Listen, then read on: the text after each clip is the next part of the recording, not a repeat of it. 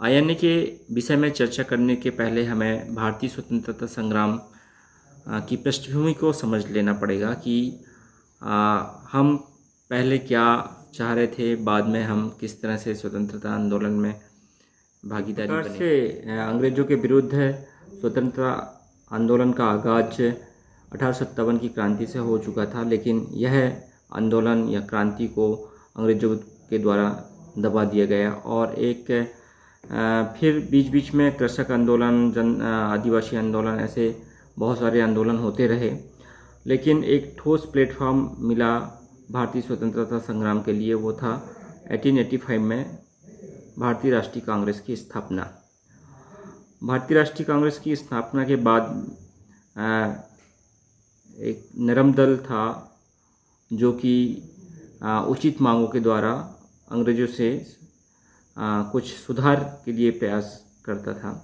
फिर 1907 में इस पर विभाजन हुआ और कांग्रेस की फूट डलने के बाद 1907 में गरम दल बना और फिर इन्होंने जो तरीके थे नरम दल वालों के अंग्रेज़ों के प्रति, अंग्रेज़ों के लिए ये एक याचक के रूप में था उनका जो नज़रिया, उसके इतर गरम दल के द्वारा बहिष्कार या स्वदेशी अपनाओ जैसे कार्यक्रम संचालित किए गए। ये जो कांग्रेस के द्वारा प्रयास किया गया था, आम जनता इससे जागरूक हुई। आम जनता भारतीय जो गुलामी है उसको समझने में सफल हुई और गुलामी की बेड़ियों को तोड़ने के लिए धीरे धीरे करके आगे चल के गांधी जी के नेतृत्व में जन आंदोलन बना। पैरेलली कुछ समय बाद हम देखते हैं कि क्रांतिकारियों के द्वारा भी स्वतंत्रता के लिए प्रयास किए गए। आप लोग आज़ाद, चंद्रशेखर आज़ाद, भगत सिंह आदि नामों से अच्छी तरह परिचित होंगे। तो उसी का परिणाम था कि भारत से कुछ लोग थे जो विदेशों में रह रहे थे और भारत की आज़ादी के लिए उनके द्वारा जो प्रयास किया जाना था वो क्रांतिकारी तरीक़ों से होना था। इस क्रांतिकारी विचारधारा का ही परिणाम था कि आज़ाद हिंद फौज का गठन हुआ। आईएनए, इंडियन नेशनल आर्मी का गठन को हम या फिर इसकी क्रिया को दो भागों में बांट करके देख सकते हैं। पहले पार्ट में जापान में रास बिहारी बोस रह रहे थे, तो उन्होंने 1943 में अंग्रेज़ों से कब्जे से भारत को स्वतंत्रता दिलाने के लिए आज़ाद हिंद फौज या इंडियन नेशनल आर्मी का सशस्त्र सेना का संगठन किया और इस सेना के गठन में कैप्टन मोहन सिंह, रास बिहारी बोस एवं निरंजन सिंह गिल महत्वपूर्ण भूमिका निभा रहे थे। और आज़ाद हिंद फौज की स्थापना का विचार जो है वो सर्वप्रथम कैप्टन मोहन सिंह के मन में आया था और इसी बीच विदेशों में रह रहे भारतीयों के लिए इंडियन इंडिपेंडेंस लीग की स्थापना की गई, जिसका प्रथम सम्मेलन जून 1942 को बैंकॉक में हुआ था। तो जो आईएनए था उसमें प्रारंभ में जापान द्वारा जो युद्धबंदी थे उनकी भर्ती किए गए। जो द्वितीय विश्व युद्ध चल रहा था उस द्वितीय विश्व युद्ध में एक और इंग्लैंड, फ्रांस आदि देश थे और दूसरी ओर धुरी शक्तियां थीं जिसमें जर्मनी, इटली और जापान थे। तो चूँकि हम अंग्रेज़ों के ग़ुलाम थे, अंग्रेज़ों का हमारे देश पे अधिकार था, इसलिए जापान के द्वारा जो भारतीय क्षेत्र था, मतलब पूर्वी भारत है और बर्मा आदि देश हैं, उधर से आक्रमण किए जा रहे थे। सिंगापुर पर उनका कब्जा हो गया था और जापान के द्वारा बहुत सारे भारतीयों को युद्धबंदी के रूप में पकड़ लिया गया था, युद्धबंदी बना लिए गए थे, क्योंकि वहाँ पर ब्रिटिशर्स की पराजय हुई और पराजय के परिणाम स्वरूप, क्योंकि ब्रिटिश सेना में भारतीय लोग थे और उस पराजय के स्वरूप बहुत सारे भारतीय उसमें बंदी बना लिए गए थे। तो आरंभ में जब आज़ाद हिंद फौज का आरंभ हुआ तो जो जापान द्वारा युद्धबंदी बनाए गए भारतीय सैनिक थे उनको इसमें लिया गया। बाद में बर्मा मालाया में स्थित भारतीय स्वयंसेवक संघ भी इसमें भर्ती हो गए। आरंभ में इस सेना में लगभग 16,300 सैनिक थे और कालांतर में जापान के द्वारा 60,000 युद्धबंदी को आज़ाद हिंद फौज में शामिल होने के लिए छोड़ दिया गया था।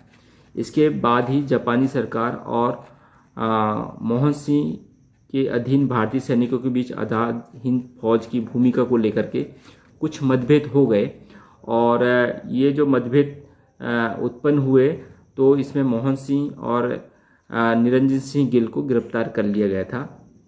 इस प्रकार इस पहले चरण में हम देखते हैं कि कैप्टन मोहन सिंह की इसमें महती भूमिका थी और ये कहा जाता है कि उनके द्वारा इसका कुशल नेतृत्व नहीं किया गया। तो धीरे धीरे करके ये जो आज़ाद हिंद फौज को गठन हुआ था वो सुसुप्त अवस्था में चला गया। इसका दूसरा फेज उस समय आरंभ होता है जबकि सुभाष चंद्र बोस बर्लिन से सिंगापुर पहुँचे। सुभाष चंद्र बोस जी ने 1941 में बर्लिन में इंडियन लीग की स्थापना की थी, किंतु जर्मनी ने उस इंडियन लीग का उपयोग रूस के विरुद्ध करना चाहा और नेताजी इस मंशा के खिलाफ थे कि उनके द्वारा जो गठित इंडियन लीग है उसका किसी भी तरह का उपयोग रूस के खिलाफ हो। उनका सीधा सीधा मानना था कि इसका उपयोग भारत में ब्रिटिशर्स को बाहर निकालने के लिए होना चाहिए। तो जब जर्मनी की मंशा उनको दिखी कि जर्मनी इसका उपयोग रूस के खिलाफ करना चाह रहा है तो उन्होंने जर्मनी को छोड़ दिया और सुभाष चंद्र बोस पनडुब्बी द्वारा जर्मनी से जापानी नियंत्रण वाले सिंगापुर पहुंचे और वहां पहुंचते ही 1943 में जून 1943 में टोक्यो रेडियो से घोषणा की कि अंग्रेज़ों से यह आशा करना बिल्कुल व्यर्थ है कि वे स्वयं अपना साम्राज्य छोड़ देंगे। हमें भारत के भीतर और बाहर से स्वतंत्रता के लिए संघर्ष करना होगा।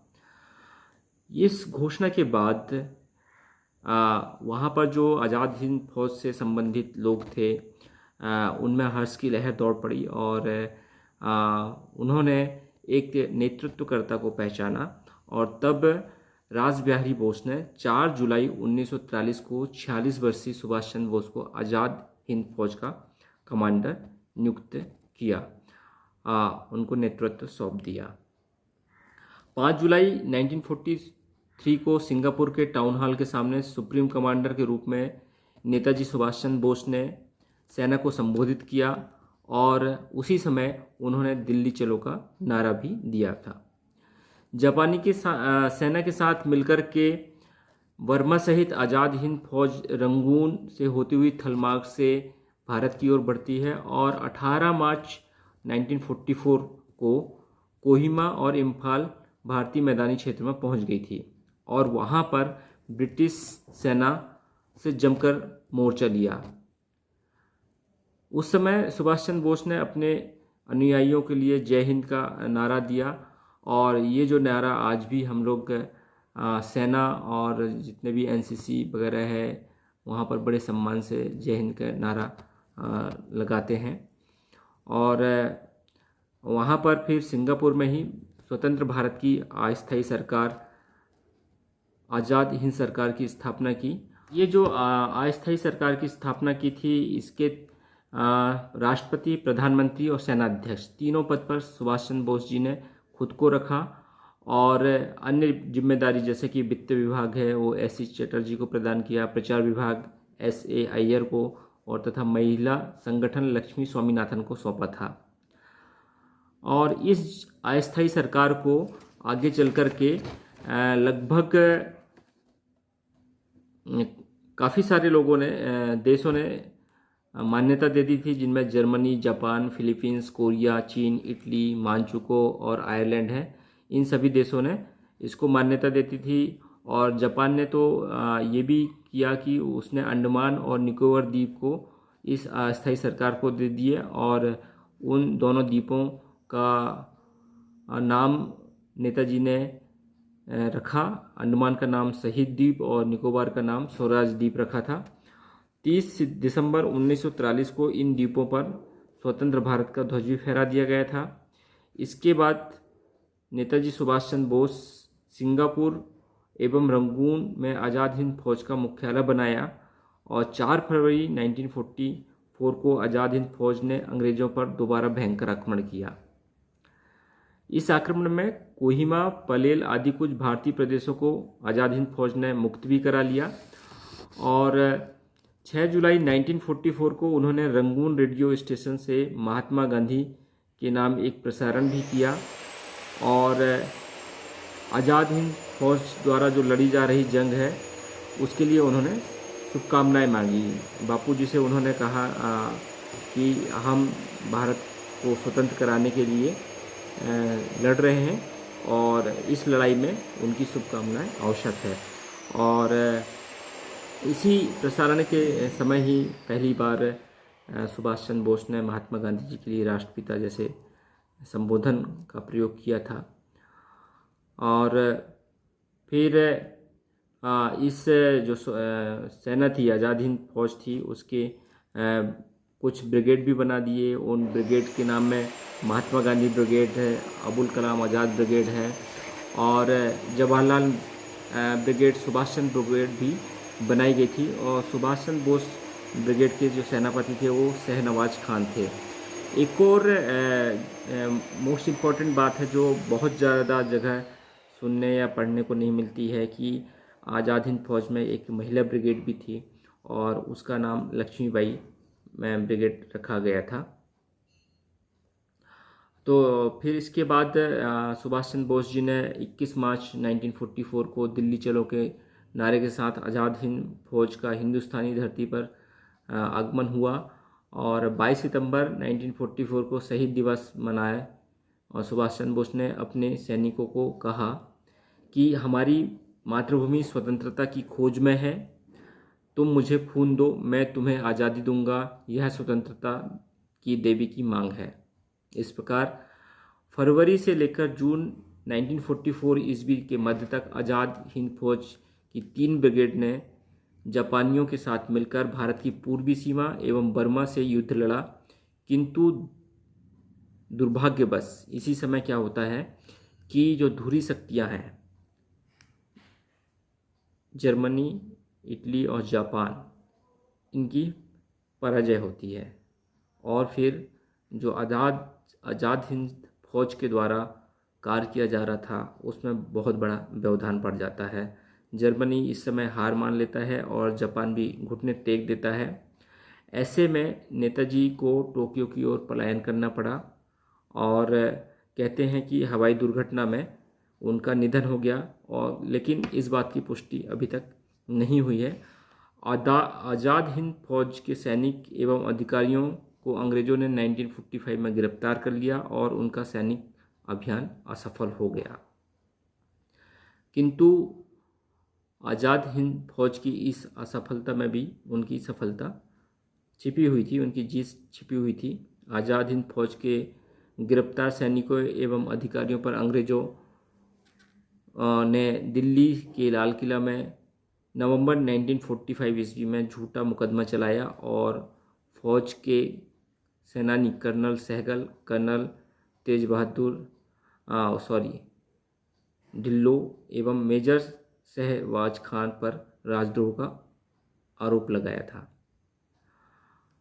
इन आज़ाद हिंद फौज के सेनानियों पर जो राजद्रोह का आरोप लगा था उसके लिए मुकदमा लड़ने वालों में तेज बहादुर सप्रू, जवाहरलाल नेहरू जी और भूलाभाई देसाई और के.एन. काटजू ने केस लड़ा था। पूरे देश में जो मुकदमा दायर हुआ था आज़ाद हिंद फौज के सेनानियों के खिलाफ, उसके विरुद्ध लहर दौड़ पड़ी। उनके प्रति लोगों की संवेदना थी और लोगों के द्वारा ये कहा जा रहा था कि आज़ाद हिंद फौज के जो भी सेनानी हैं उनको रिहा कर दिया जाए, उनको छोड़ दिया जाए, वो किसी तरह भी गिल्टी नहीं है। तो इस तरह के नारे लग रहे थे कि लाल किले को तोड़ दो, आज़ाद हिंद फौज को छोड़ दो, और विवश होकर के अंततः जो उस समय के वॉइस रहे थे लॉर्ड वेवेल, उन्होंने विशेषाधिकार का प्रयोग करते हुए आज़ाद हिंद फौज के जो सेनानी थे जिनको कि मृत्युदंड मिला हुआ था वो माफ़ कर दिया था। तो निस्संदेह जो आज़ाद हिंद फौज के द्वारा रास्ता अपनाया गया था वो क्रांतिकारी था और उग्र राष्ट्रवादी था, जिसके द्वारा भारत के स्वतंत्रता के लिए प्रयास किए गए थे। लेकिन ये मानना पड़ेगा कि इस कदम को उठाने में काफ़ी देरी हो चुकी थी, और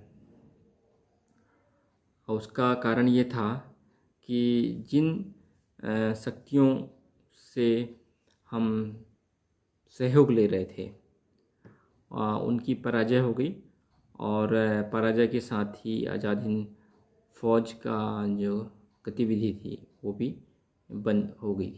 निश्चित तौर पर आज़ाद हिंद फौज के भारतीय स्वतंत्रता संग्राम में योगदान को रेखांकित किया जाना चाहिए, और भले ही आज़ाद हिंद फौज के सैनिकों के द्वारा भारत को स्वतंत्र नहीं कराया गया और हम सक्षम भी नहीं हो पाए कि अंग्रेज़ों को भारत से खदेड़ करके बाहर कर दिया जाए, लेकिन इसके दूरगामी परिणाम हुए। भारत में एक जो विचारधारा चल रही थी कि याचना या आंदोलनों के द्वारा स्वतंत्रता हासिल नहीं की जा सकती, बल्कि उसके लिए खून बहाना पड़ेगा, लोहा लेना पड़ेगा अंग्रेज़ों से।